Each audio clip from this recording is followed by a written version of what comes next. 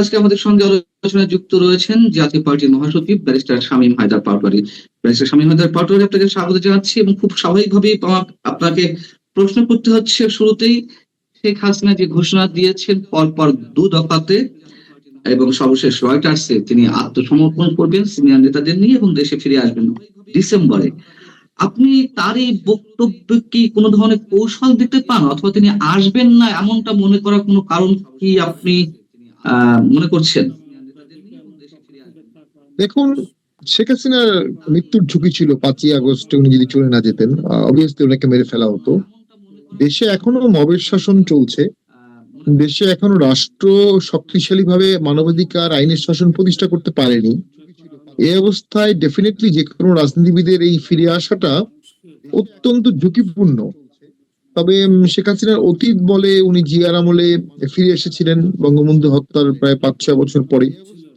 এরপরে উনি 111-এ চলে গিয়েছিলেন, আবার ফিরে আসছিলেন, এবং 111-এর সময় উনি পালিয়ে যাননি, অ্যারেস্ট হয়েছিলেন। সেখানে উনি আদালতে অত্যন্ত সাহসী ভূমিকা পালন করেছিলেন, আমার মনে আছে সেই সময়।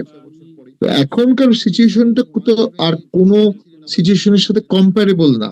বাংলাদেশে এখন রাজনীতি এমন একটা পজিশনে আছে যেটা অতীত কোনো নিদর্শন দিয়ে এটার প্রেডিকশন করা খুবই কঠিন।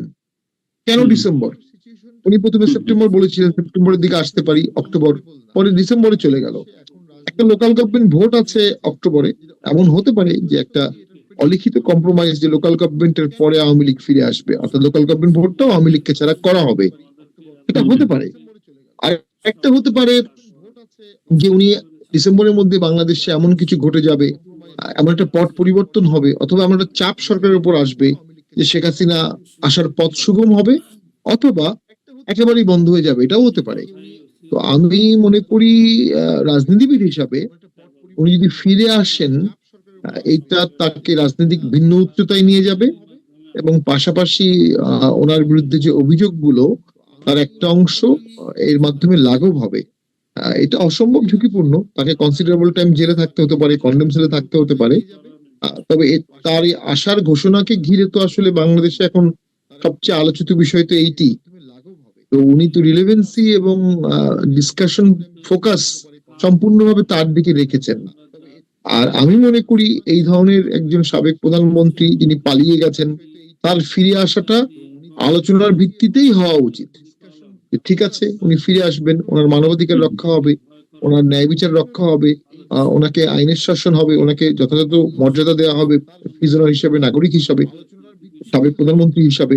আদারওয়াইজ যেটা হবে, একটা সংঘাত মবের ভয় কিন্তু আছে। শেখ হাসিনাকে আশাকে ঘিরে তাকে অপদস্থ করার জন্য একটা বিশাল মবের আয়োজন করাটা খুব স্বাভাবিক। আবার শেখ হাসিনা নিজস্ব ফ্যান ফলোয়ারও আছে, তার অন্ধভক্তও আছে, তারাও তাকে দেখতে যাবে, তাকে রক্ষা করতে যাবে। সেটাকে ঠেকাতে গেলে এখন থেকে ডিসেম্বর পর্যন্ত সরকারকে এক্সট্রিম হার্শ পলিটিক্যাল অ্যাপ্রোচে যেতে হবে। আওয়ামী লীগের লোকজনকে জেলে নিবে, জেলখানা ভরে যাবে, নিষ্ঠুর আচরণ করতে হবে। তো সেই জন্যই তো পলিটিক্যাল রেজলিউশন লাগে, এই জন্যই তো সমঝোতা লাগে। সেই জন্যই তো জিয়াউর রহমান এসে প্রথমে প্রচন্ড কঠোর হলেন, কিছুদিন পরে উনি আওয়ামী লীগকে অ্যালাউ করলেন, জামাতকে অ্যালাউ করলেন, সমস্ত রাজনৈতিক বন্দীদের উনি মুক্তি দিয়ে ভোটে আনলেন। ওই সমঝোতাটা বিগত ভোটের আগে প্রপারলি হয়নি, ভোটের পরেও হয়নি। যখন সমঝোতা হবে না, তখন তো অর্গানিক ভাবে কিছু রাজনৈতিক গতিপথ তৈরি হবে, যেটা আমরা কেউ প্রেডিক্ট করতে পারি না কোন গতিপথ তৈরি হবে। তবে বাংলাদেশে আওয়ামী লীগ নিশ্চিহ্ন হয়ে গেছে, শেখ হাসিনা 19 নিশ্চিহ্ন হয়ে গেছে এমন তো না। তারা এদেশের 4th জেনারেশন পলিটিক্স করা দল, 71-এ অংশগ্রহণ করেছে, তাদের ফ্যান ফলোয়ার্স আছে, দোস্তুটিও আছে। সেই দোস্তুটি থাকলেও তারা তো এদেশের নাগরিক। আপনি তো তাদেরকে কেটে অন্য একটা দেশ দিতে পারবেন না, আপনি একটা জেলায় কনফাইন করতে পারবেন না, অথবা বাংলাদেশ থেকে বের করে দিতে পারবেন না। আরেকটা সম্ভাবনা আছে, শেখ হাসিনা আসতে চাইলেও সরকার নিতে যাবে না, সরকারই বলবে ওরা এন্ট্রি দেওয়া হবে না, এন্ট্রি দেওয়া যাবে না। এই সম্ভাবনাটা আমি উড়িয়ে দিতে পারছি না। আপনি বলছেন যে সরকারও চাইবে না তিনি ফিরে আসুন, কেন চাইবে না বা কেন চাইছে না সেই বিষয়ে আপনার কাছে প্রশ্ন থাকবে। তার আগে আপনি তার জীবনের ঝুঁকির কথা বলছিলেন, শেখ হাসিনা ফিরে এলে তার উপরে মব ক্রিয়েট করা হতে পারে। এটি তো 2024-এর 5 আগস্ট পরবর্তী সময় নয়, এটি একটি নির্বাচিত সরকারের সময়। এখনো কেন শেখ হাসিনার মতো মানুষের উপরে মব ক্রিয়েট করার সম্ভাবনা থাকবে, অথবা তাকে তার মতো ব্যক্তি কেন রাষ্ট্র নিরাপত্তা দিতে পারবে না? বিএনপি সরকার কেন এই ক্ষেত্রে ফেল করবে বলে আপনি আশঙ্কা করছেন?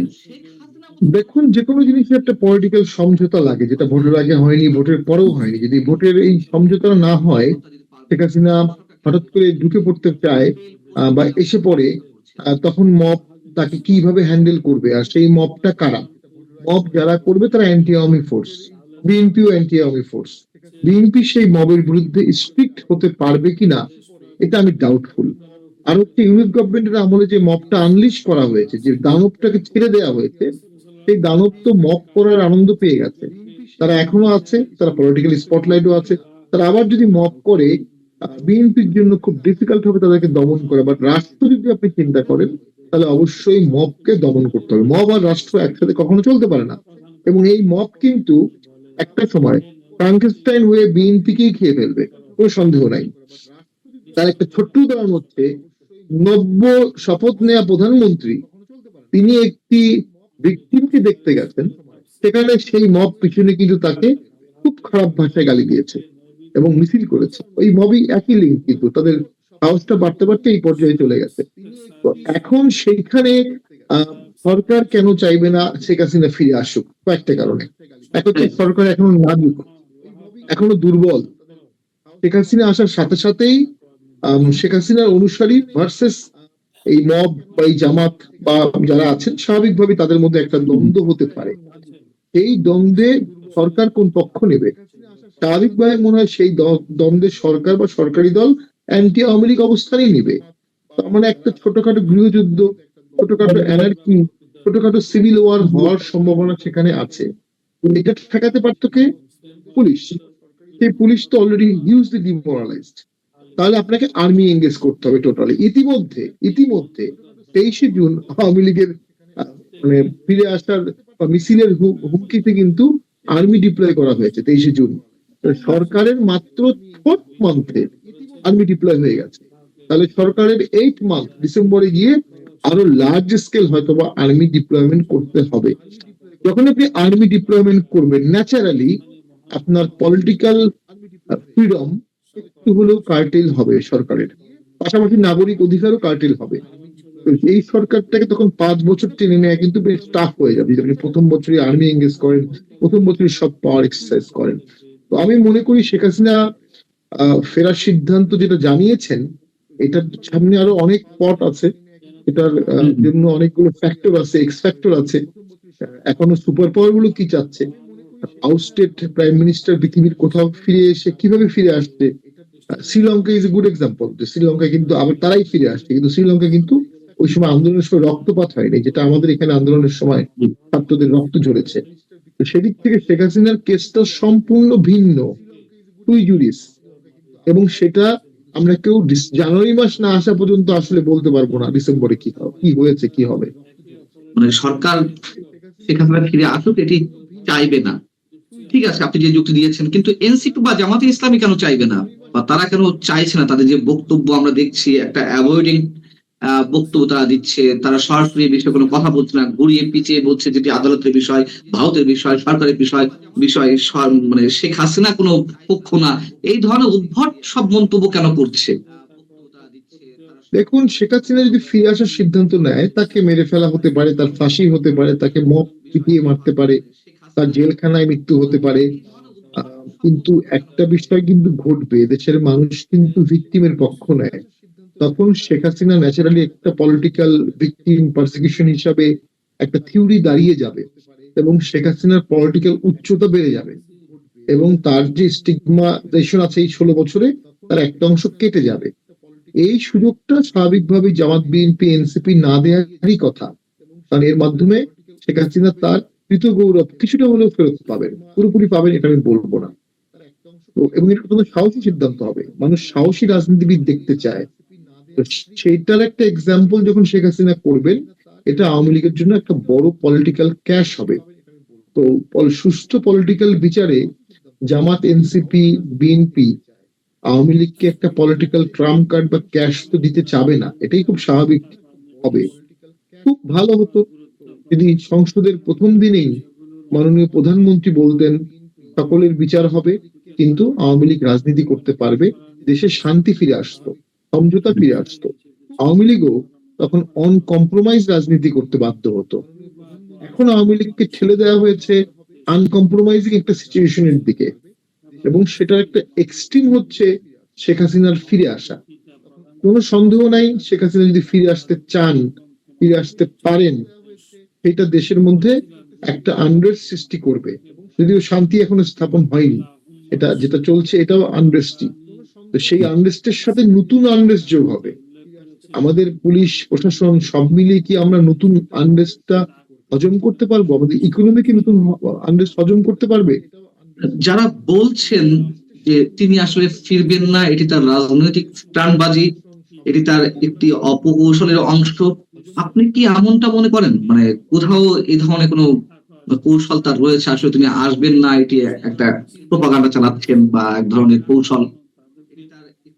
দেখুন, রয়টার্স কে উনি স্পষ্ট করে একটা ডেট দিয়ে বলেছেন, এটাকে অপকৌশল বলার সুযোগ নাই। তবে প্রশাসনিক ভাবে আদৌ উনি আসতে পারবেন কিনা, এটা তো আমিও আইনজীবী হিসেবে মনে করি এর মধ্যে ডিফিকাল্টি। তার পাসপোর্ট নাই, পাসপোর্ট ব্যান্ড। তিনি এখন বাংলাদেশে ঢুকতে গেলে তো বাংলাদেশ বর্ডার গার্ডস তাকে কিভাবে রিসিভ করবে? এটার তো একটা অফিসিয়াল এক্সিকিউটিভ প্রসেস আছে। পুরো এই জিনিসটার একটা অংশ তো বাংলাদেশ সরকারের হাতেও নির্ভরশীল। বাংলাদেশ সরকার কি চাচ্ছে এটা আছে, তো সেইটা তো আসলে এমন হতে পারে উনি আসতে চাচ্ছেন বা বলছেন আমি আসতে চাচ্ছি, কিন্তু দেখা যাবে প্রশাসনিক ভাবে উনি আসতে পারবেন না, এটাও হতে পারে। তবে উনি একেবারে ফাঁকা বুলি দিয়েছেন, পলিটিক্যালি এটা আমার মনে হয় না। ওনার ফিরে আসার ইচ্ছা আছে বলেই মনে হচ্ছে, এবং ফিরে আসা বা আওয়ামী লীগের ফিরে আসা ছাড়া তো আওয়ামী লীগেরও আসলে খুব বেশি অপশন রাখা নেই। আওয়ামী লীগকেও তো নর্মালাইজ হতে হবে, নর্মালাইজ করতে হবে, সেটার একটা ধাপ এটা হতে পারে।